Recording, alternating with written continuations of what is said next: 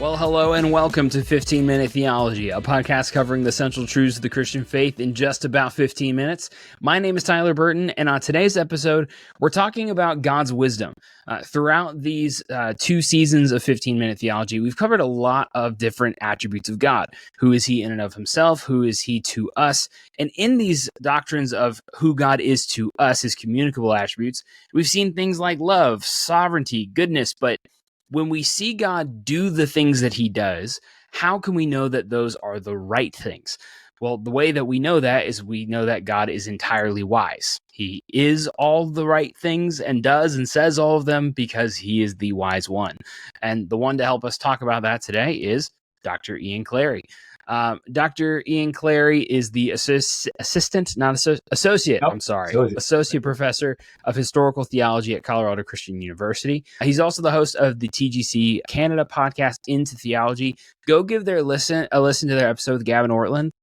Very well done. Great episode. Gavin Ortland's just a great guest anyway, and you guys do a great job. He's the man. So, Ian, welcome to 15-Minute Theology. What's up, man? How's it going? Thanks for having me on. I'm glad to have you, man. I'm glad to have you. Now that you mentioned Gavin's name, I'm kind of thinking maybe he should be the guy on this episode.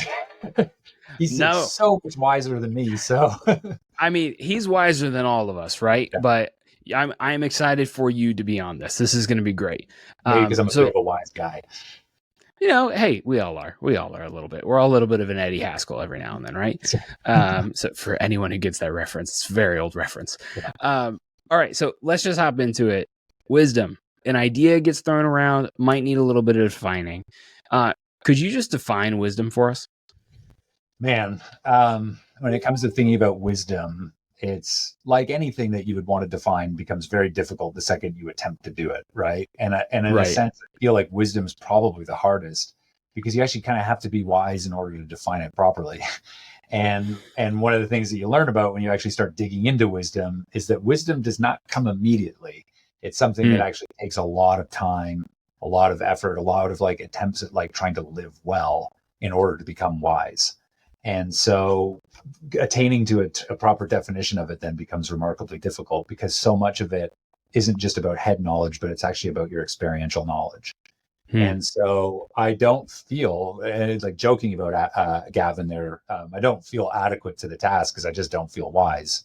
And then the reply could be, well, the wise always say that they aren't wise, and that's a mark of their wisdom. And then you're like, shoot, I'm stuck in this like spiral here of this, what do you do? And so, but it's a remarkably important topic to consider, not really just for the Christian life, although it is for the Christian life, but it's actually just for humanity in general. Like humans are made in God's image. And part of being in the image of God is the capacity to actually be able to receive knowledge of him. And that knowledge that we receive as image bearers it's intended to translate into wisdom. And because of the fall, that just doesn't happen well. And so, so then it becomes just like even harder, right? So it's so important, but then it becomes harder to actually figure out what it means to be wise. Weirdly enough, I was just talking about this with my students earlier today. We were talking. Great time. The timing is actually really cool. So in this semester, I'm teaching intro to philosophy courses, and I'm teaching intro to theology courses, and it's really interesting when you actually compare like what is philosophy trying to do and what is theology trying to do. They're both trying to do the same thing. They're both trying to get at being wise, and philosophy really can help with that, right? What is philosophy by definition? It's the love of wisdom, right? Phileo, Sophia, put those two words together and you're a lover of wisdom. And so the whole idea of philosophy is that it's supposed to give you kind of like natural means using your reason to be able to obtain to this kind of wisdom. But because of the fall, this is just very hard to do. So like even the most wise of the pagan philosophers really kind of fall short of a higher kind of wisdom. That's where theology steps in, because theology will take from philosophy and move you to that highest wisdom, which basically takes you to God himself, right? I'm rambling here, so like I don't know, cut me off at some point because I could go for an hour, about 15 minutes. Well, no, you're good. So on what you just said about how now as theology is the way to actually get to true wisdom, right? This is the entire book of Proverbs. The fear of the Lord is the beginning of wisdom. It's the end of Ecclesiastes. Yeah, the end of Ecclesiastes. The end of all things is at hand. What do we do? Fear the Lord, right? Fear God and keep his commandments, right? Yep. So there is a sense where knowledge of God leads to wisdom. I've heard before that a good definition of wisdom is knowing what is right and actually doing it. Yes. Because it's entirely possible to know what is right and not do it, or to be doing the right thing and not know you're doing it. Absolutely. So where do you think that definition of wisdom fits in with how knowledge of God leads to wisdom? Yeah. So wisdom is more, even as you're kind of saying there in that definition, is more than just intellectual knowledge, right? So Psalm 14, 1-4, the fool says in his heart, there's no God. The fool is not a stupid person necessarily, right? The fool is in contrast to the wise person. So I'll say to my students, like, you can have a highly intelligent person with all kinds of PhDs who's not a believer and is fundamentally unwise. They're foolish. Mm-hmm. You could stand that person up alongside like your grandmother, who's been a faithful Christian her whole life, who loves the Lord, prays every day, reads her Bible, doesn't even have a high school education. And she could be like infinitely wiser than the guy with the PhD. It's not merely about head knowledge, but it's about how that head knowledge of God actually translates itself into your life so that you actually live well.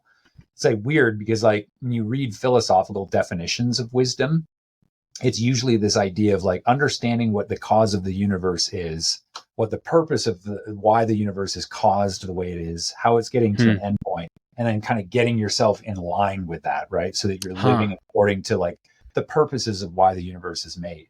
So it's like Aristotle's notion of like human flourishing or eudaimonia. Right. So you don't want to cut against the grain of reality. You want to kind of get in line with it. And that's philosophically what wisdom's all about. And then when you kind of like take a biblical definition, like the fear of the Lord is the beginning of wisdom, you're taking like, okay, what's the cause of the universe? God is. How has God ordered the universe? He's ordered it towards particular ends. What am I called to do? I'm called to get in line with what God wants for the way the universe and my place within it, getting to that final endpoint, which is actually back to knowing God and being with him, right? So you can see how like this weird technical definition of philosophy about knowing causes, wisdom from philosophy is to know causes towards as the universe is ordered towards this end and getting in line with it. It fits perfectly with the way the Bible describes it. But it's like, no, that's fantastic. Yeah, but because of our sinfulness, like we don't do it. We always want to be cutting against the grain of God's reality. And so fundamental to being wise then in the truest, ultimate, highest sense of wisdom is to actually just be a Christian and to know the Lord and just try to live faithfully. Yeah. So it's so much more freeing, right? So then if we're taking that as the truest and highest wisdom, what do we then mean when we say that God is wise? Yeah. So God himself, right, is that the highest source of wisdom that we're attempting to attain to. And so, as I'm sure you've probably talked about in other episodes, and maybe you haven't, so correct me if I'm wrong, but we'll find out. Yeah, right. God is a simple being, right? So he doesn't have any kind of like composition or parts or anything. God is his own existence. The attributes in God aren't different parts of him. They're just who he is. And so you could kind of almost sum that up in a sense as him just being wise. He knows himself exhaustively. He's a perfect being. There's nothing that is desirable for him to improve him. There's nothing that could take away from who he is. And so, and then he is the source of like all of our desires. So everything that we orient, if we're truly upright morally, then our desires are the faculties within our souls will rightly be oriented towards him as our highest good. And so that's why he is most wise. He is that first cause, created everything, sets it on its course, and understands and knows his creation perfectly because he knows himself perfectly as creator. And so what we're doing then when we're called to be wise is we're to try to like conform our thoughts to the way he thinks about the world. Right. So we're good. We're like trying to interpret his interpretation of reality and then live accordingly. So good. It's thinking God's thoughts after him is wisdom then, right? And that's really good.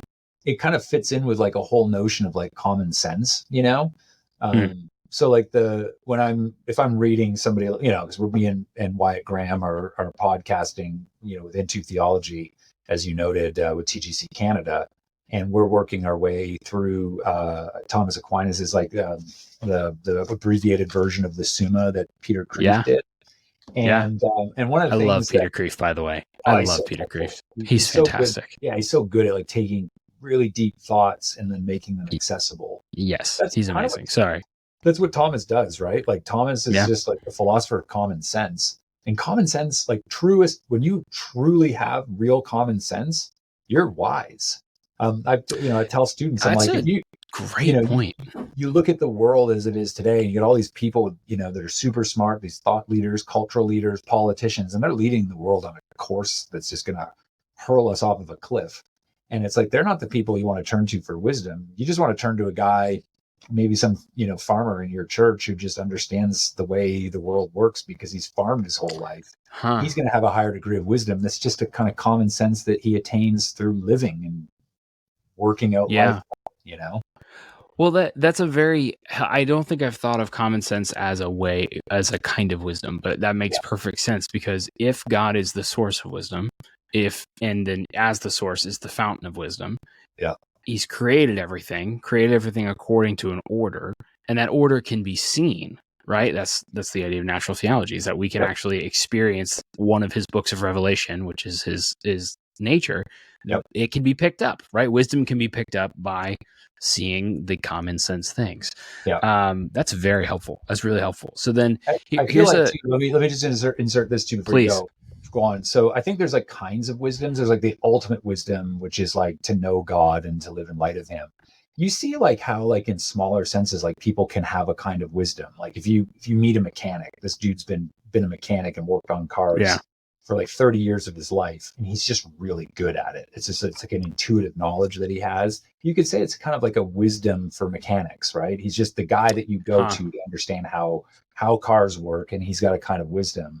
And so then you kind of extrapolate that to like just the person who lives well in reality is a wise person, but I feel like there's a kind of almost like a higher wisdom that James tells us we actually need to ask God for, that takes us beyond just the kind of living well here, which people, believer and unbeliever, can do, to like the higher wisdom, which is like, this is reality. And that's something, what is it? It's like in James, I have it up here somewhere, James 1:4-6, right? Is this whole idea, if any of you lacks wisdom, just ask God, who gives generously to all without finding fault, and it'll be given to you. Because he's the source of wisdom. This is what tipped your comment tipped my thought off. Because he's the source of wisdom, we got to go to him to ask for it, and he wants to give it to you. And so just ask. Man, how we were just talking about how good of a father God is before he hopped on. What a good father to know he is the source of wisdom, and then to say, just ask me. Yeah. Just ask me. If you just ask me, you're going to get it. Yeah. Like that's beautiful. But it's like, it's hard, right? Like I can read something and it's easy to, understand something in a book. Wisdom's hard. It's like, it's about life. It is trial and error. It's like wisdom often comes through suffering. And so it's like, we were just talking about like both our dads passed away, and like dealing with the fallout of that. It's like that kind of suffering, I would hope, would actually produce a kind of perseverance, which would then make me wiser as I've like learned from that. Right. So it's like you ask God, but it's like when you ask God, like, Lord, please make me humble. He's like, sure. And then he gives you all these reasons. And then you get humbled. Yeah. And then he humbles you. Yeah. It's exactly it. Wisdom. Yeah. Yeah. Oh, it's so good, man. Yeah. That's just really helpful. The idea that because we're in a fallen world, we can't attain this on our own. Therefore, God just really mercifully, and this kind of goes to the sovereignty piece I was going to kick in, permits, causes sufferings, and that in them we can learn wisdom. Briefly, and I know briefly and sovereignty don't normally go together, but briefly. How do you think that podcast episode? Come on, man. Oh, I know. It's actually the longest one we've ever recorded was the sovereignty one. It was 29 minutes. It was crazy. Minutes? Oh, 29. It was 29. It was crazy. We split it into 2 episodes. It was crazy. Okay. So how does God's wisdom help us understand the crazy things that happen in our life under his sovereignty?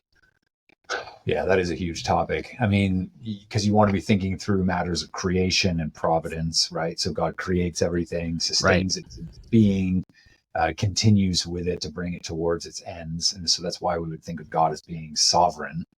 He has ownership over what he created as it's the king, really, as the sovereign ruler. And so, and then also God's ways are inscrutable. Like he's fundamentally incomprehensible. So he does things that we often don't understand.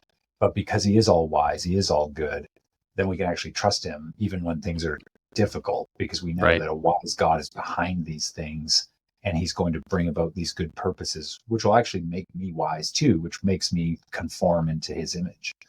Yeah. And that's the end of Romans 8, right? Like, it's all things do end up working together for good for those who love him and are called according to his purpose. Yeah. Right.